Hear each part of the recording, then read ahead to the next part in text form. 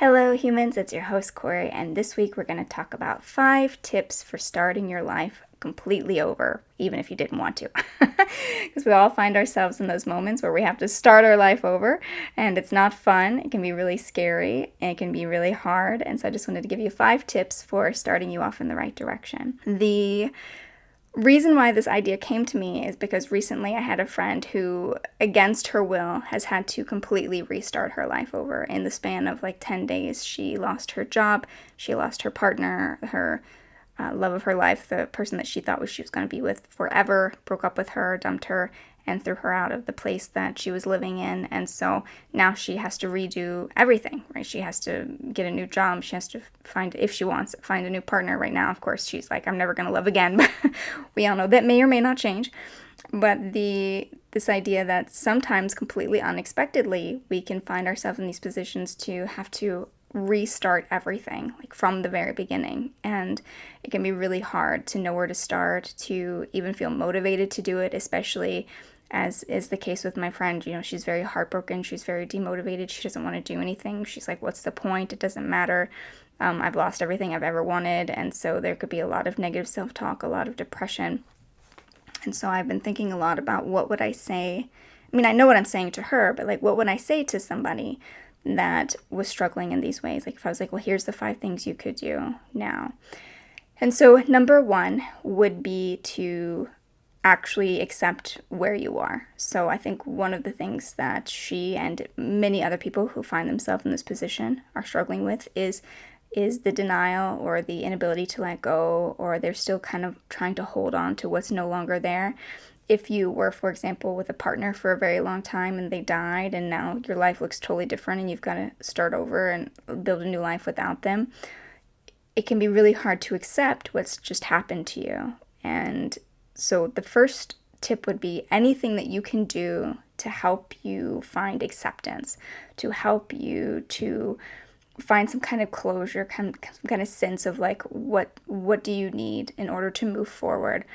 And that's going to look different for everybody. So it's kind of hard for me to say, well, do this and do this, because I don't know what you would need in that particular moment. We all react to difficult circumstances differently. Some of us, we get really angry. Some of us, we completely shut down. Some of us, we freak out. We buy a ticket to Europe and say we're never coming back. It's different for everybody. But whatever it is, do what you need to do in order to bring closure to that chapter. And turn your attention to what needs to be done next. But the reality is that you need to accept where you are in order to do that, because it's great to, if you can, to start looking ahead to the future, to start wanting to do new things, to want to start moving in new directions. But what we have at our disposal in that moment may not look like what we hope the future will look like, right? So, for example, we may not have the financial resources that we hoped we'd have if we just took a big financial loss. We may not have the community support.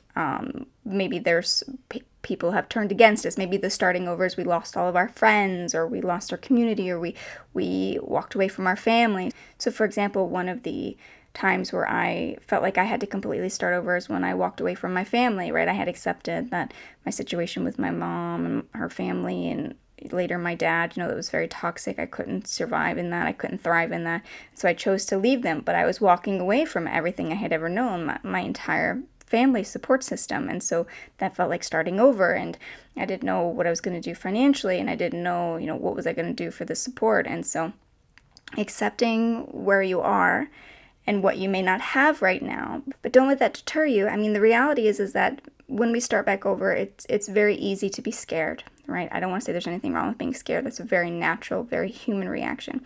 It's normal to be scared when suddenly everything has changed and we were not expecting it to change. And it's very scared to wonder what's going to happen to you if you don't have everything that you feel that you need to move forward.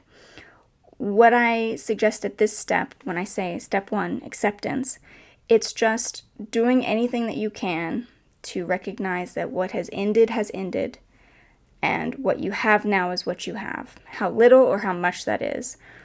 Getting into that place of acceptance is a really strong foundation for being able to move forward. And so thinking, okay, what do I have now that I can work with? What do I actually have at my disposal that I can take piece by piece and build something new? And it can be done. I've talked about this a lot, about my own rebuilding of my entire life over those years when I got away from my family. So I know absolutely firsthand that you can do this. If you've found yourself back at square one, you can absolutely rebuild a life that you love. But it does start with acceptance, accepting what you've lost and accepting what you are able to walk away with, what you still have in your hands. And if you can, this is master level, but if you can, what is there to be excited about in this situation? Because instead of being very solemn and very hurt and being like, oh no, I've lost this and this, it's never going to be the same, being like, this is my opportunity to do anything. Like I can be anything now. I can love anyone. I could live anywhere. I could get any job, whatever the thing is that you've lost, because now you've been forced against your will to start over. So that means that you can do anything. You can choose anything now that is totally new. And so let that light you up, let that motivate you, rather than falling into the negative self-talk and focusing too much on the losses rather than on the future possibilities, on the what you don't have rather than what you do have. So really practice acceptance and hold that positive space would be the first most important step to do if you find yourself forced to start over. Step 2, that I would recommend, is, that said, practicing acceptance, do make space for grieving, right? It's unrealistic to say you're just going to be like, now I get to do anything and I'm not totally sad at all about this total devastating loss I just had. Like, that's not how we work, right? Our feelings get hurt, we get crushed, we're devastated, we're rolling in our loss. Of course, we have these really strong and sad feelings. And so just be realistic with yourself and make room for your grief as you move forward. So as you're trying to date, for example, if you are like my friend and you've lost the love of your life and you're like, but I'm going to find someone amazing. I am accepting that now I have the opportunity to find the next love of my life, whatever it is. If you start going on these dates and, one of them goes bad and it triggers something and you start feeling like, oh, it's never going to be the same. And what am I even doing? And at my age, because me and my friends were in our 40s or older. So it's like, what am I even doing out here trying to date at 40? And, instead of beating yourself up about that, just be like, it is hard. I am frustrated. It doesn't mean that things won't work out for me. It just means that I'm in this tough space and I'm trying to do something new and it doesn't feel comfortable, because doing new things never feels comfortable. I have an episode on that, by the way, how to thrive outside your comfort zone. So go listen to that if you find yourself trying to do new things, build a new life. And making space for baby steps, for patience with the process, but continuously still moving forward, still being grateful for what you do have, still being grateful for the opportunities you do have, the time you do have that you still can spend here on this earth with the people you care about or with the things you love. Even if that thing that you love is like dogs, you get to be here with the dogs for however much longer that you have on this planet. And so trying to stay positive, but making space for that grief, that's very important. It would be disingenuous to say you're just going to turn it all off because you have this amazing new opportunity to build a new life. That's not how human hearts work. You're going to be sad about what's happened, but that doesn't mean you can't be optimistic about the future and then you can't keep taking moves or moving forward in any way that you deem fit, whatever that looks like for you moving forward. And just be very kind and gentle and patient with yourself when that happens. I would also argue that this would be the time when you're being gentle with yourself. And I talked a bit about grief in the last episode, and I think some of those things apply here too. When you lose something unexpectedly or you're forced to start your life over unexpectedly, I think grief is part of the process. And so you could also listen to the episode on grief, but for maybe some more ideas and tips. But this idea of you need to invest in your relationship with yourself when you're grieving. Your body still needs your attention. Your mind and emotions still need your attention. Your spirit still needs to be fed. You still need to rely on your connections. So my friend, for example, she's spending a lot of time with us, me and my wife, and even though she, has lost this important connection to her, and so you still hopefully have other connections in your life, other people that you care about, other dogs, cats, whatever lights you up. Rely on those connections and rely on those positive experiences to sustain you as you invest in that relationship with yourself, and getting really clear on what your amazing new life would look like, and just kind of holding that optimism, but being very patient when you're sad and you're heartbroken and you're not having a great day and something didn't go the way you hoped and things don't progress. Your brand new life didn't just spawn fully formed for you the day after the devastating thing happened. When you have to rebuild it, rebuilding is hard, right? And it takes time. And I don't know about you, but I am not a very patient person. And so I tend to be very frustrated by how long things take to happen. And so if you find that building a new life is taking a lot of time and you're getting discouraged, be sure to manage that grief. Be sure to manage those strong emotions so that they don't overweigh the positive, optimistic kind of mindset that you need in order to keep moving forward. And my third tip for building a whole new life is building a whole new life, just like when I walked away from my family, requires habits and skills that I did not have. And that's usually the case for all of us. If we're building a new life that is based on growth, that it's like, now is my chance to get everything I ever wanted. Everything was kind of in place and I couldn't really feel like I could make these things happen, but not true. Now I can. Now I can do anything because I no longer have these things, these responsibilities keeping me in place. We have to develop the skills and habits to fill that gap. And so I talk a lot about this, about how, when I left my family, I had a certain set of skills and habits that had worked when I was in that environment, when I was surviving those people. But then when I left them, those skills and habits weren't really applicable to this new life I was trying to build. And so think about the kind of skills, abilities, habits that the person you want to become would have. Like, maybe just write them all down in a journal or on a piece of paper. You don't even have to make it a full journal exercise. You can just be like, well, I want to be a person who eats really well. I want to be a person who loves to exercise. I want to be a person who has so many amazing friends. I want to be a person who loves their job. They pop out of bed and they want to do their job every day because it's so meaningful. Or, no, I do not dream of labor. I want to find a sugar daddy, sugar mama to take care of me. Whatever it is, right? Make your list of, skills, sugar mama skills. How to bag a sugar mama skills, whatever that is, right? So make that list and start investing in those habits. But like any habit, they take time. So again, we're back in the patience game. There's no way to get around it. No matter what we do, we have to be patient, right? So, but start taking these habits and skills one at a time. So just work on them one at a time. So we're now, step 3, we're acknowledging that we need new habits and skills to build this new life that we want to build. But we're not going to make ourselves crazy or beat ourselves up as we build those habits and skills little by little. We're going to be patient. We're going to invest in them over time, knowing that we're going to get better at it over time. And then suddenly we'll find like, oh, I am the person that gets to have this amazing life because I've built all the skills and the connections and the abilities and the habits that I need to live in this dream life that I was hoping for to have for myself. So identify those habits and skills, start investing in them, but be very patient with yourself as you move forward. Now, my 4th recommendation is a little weird, only because I wasn't really sure how to describe it because it's pithy for the SEO or whatever, the description. I'm going to have to come up with a description for this episode, things I'm not good at. But this idea that you're going to have to say boom, tip 4, do this. And I'm like, what is the description for this? And the best I could come up with is have a vision, but not a plan. And what does that mean? So I think it's essential that you know what you want for your future. Like, what does this new life that you want look like? And don't go back to the past and be like, it has this person that no longer wants to talk to me. Not that. We're looking forward, not backwards. So forward, what does this person look like? What does this job look like? Or if you don't dream of labor, what do your days look like? What are you doing with your days? Where do you live? What does your life look like? How many pets do you have? How much do you travel?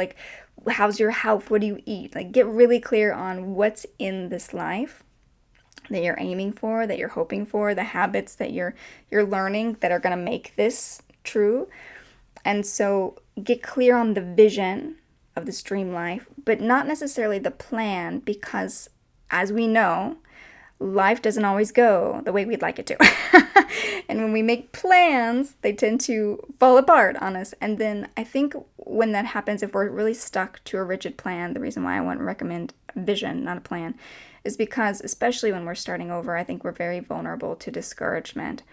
And we need to try to, if we can, remove any opportunity to get discouraged, because it's so hard to start over. And we already have this narrative that we're starting over because we're not good, because we failed, because we didn't do it right. There's all this negative self-talk that's very discouraging. And so I just want to remove as many opportunities as possible to not be discouraged. And I think one of those methods is just not being really fixed on how you're going to do something, or like exactly what's going to happen step by step. Because again, life, she don't care. She don't care. Life be lifing at us. She does not care what your plans are. There's that expression. It's like make a plan and God will laugh, or something like that. It's that. That's what I'm getting at. This idea that you can make all the plans of how you're going to hit X, Y, and Z, but be ready for those to completely fall apart on you. And you won't get discouraged by that if you still know what you're moving toward, and you kind of have a sense that like you're moving in that direction, right? Like you're like, oh yeah, okay, well that didn't work out, but I'm still heading over there. As opposed to if you poured your heart and your soul into a plan and the plan falls apart, I think it would be very easy to catastrophize, to start feeling like nothing's ever going to work. I'm never going to have what I lost. My life is over. Things are just going to be terrible from now on out. Things are never going to get better. We want to keep that. Don't do that. Whatever that is, don't do that. Catastrophizing, rumination, all these things that I'm also very guilty of. I'm excellent at this stuff. A++, like Simone Biles of rumination. But this idea that having a softer, gentler touch is just getting very clear on your vision. Invest in the habits that you think will make that, but just being kind of soft touch on the how that's going to unfold. You know, maybe you didn't plan to meet somebody 2 months in, but then you met a friend of a friend, and you're like, okay, well, that wasn't the plan. I was going to get a plant, and then I was going to get a dog, and then I was going to get new drapes and whatever. But here we are, and so, okay, let's just see what happens. So flexibility, that's really what I would recommend here, being flexible and not hanging too tightly to your plan. And my 5th tip for if you find yourself having to restart a life that you did not plan or anticipate having to restart, yes, absolutely accept that it's happened, the thing that you didn't want to happen has happened. Yes, make space for your grieving, be patient for yourself. Yes, absolutely start building the habits and the routines and what you need to create this new life that you're optimistically looking forward to. Yes, absolutely have a clear vision, but not an iron grip on your plan. All of those things are great. But what I also think is the most important, and it's kind of connected to that piece of discouragement that I was just talking about, is be very mindful of the story that you're telling yourself and limit comparison. So I think there's a huge narrative in our society about you're supposed to have this by this age, you're supposed to have this by this age, you're only successful if you have this, this, and this. And when we find ourselves starting over, whether something's happened and we've lost someone, or we, get broken up with, or our marriage falls apart, whatever it is, whatever put us back at zero, so to speak. We'll never go back to zero, but just in our minds, we think we're back at zero. Be very careful about what you tell yourself in that moment. And it's going to be hard because you're going to be getting all these narratives from other people about like, at 40, you should have been this, you should have been married for 10 years with 3 kids, or you should have a house by now, you should have a career by now, you should. That's your first warning sign, right? Is that all these shoulda, wouldas, must-haves. And be very mindful that we're just as guilty of doing that to ourselves. And the reason why it's dangerous to do it in the beginning is, again, not just because it will discourage you and make you feel like a failure and compound these feelings of loss and make it harder to move forward and make it harder to build something new and beautiful, but I think it also really affects the seed that you plant. So starting over means you have this beautiful moment where now anything is possible again, because all the responsibilities that were holding you in place, they're gone. For better or worse, they're gone, which means you can put anything. The soil is tilled, you can put anything in there. And I think if what you plant there is everyone else's expectations, all these stories about what you should be doing, what it should be look like, what you plant in the soil that grows your new life is not going to feel great. It's not going to take you toward happiness and freedom and fulfillment. It's going to take you in some direction, almost like you're feeling like you have to prove yourself. Like, so I didn't fail. See, my marriage didn't fail. I'm great. Now I'm in another marriage and I've got kids now and I've got this and I've got this great job. But if you hate that new life, if you just quickly slapped it together or accepted it because someone else offered it to you, or you forced it together because you felt like you had to because of these narratives, these stories about what it means to be healthy or happy or successful, if you go down that path, you're losing this incredible opportunity to build something perfect for you, amazing for you, better even than you could have imagined, better even than what you lost, right? Where you look back and you're like, oh, it sucked at the time when that life fell apart, but man, this one is so much better and I love it. That is what I want for you. I want you to wake up, 5-10 years after this devastating event and think, I am so grateful that this happened to me, even though it was super hard at the time. I'm so grateful because this is so much better. It's amazing. That's what we want to get to. And so my 5th tip is really be mindful about the seed that you're planting in the soil and make sure what you plant is for you. That it's not anything that anyone else tells you that you should have. It's not in anyone else's timeline. It's not to anyone else's specifications. It is for you, and it will produce for you the dream thing that you want. That's what we're looking for. And that's it for this week, dear humans. As always, thank you so much for listening. I hope you found a lot of value in the episode. And if you did, feel free to let me know. You can always comment below, or you can email me, Kory@KoryMSchramm.com. I always like reading your guys' emails, and I also get some topic ideas, things that you guys are like, please talk about this, so that's always very helpful.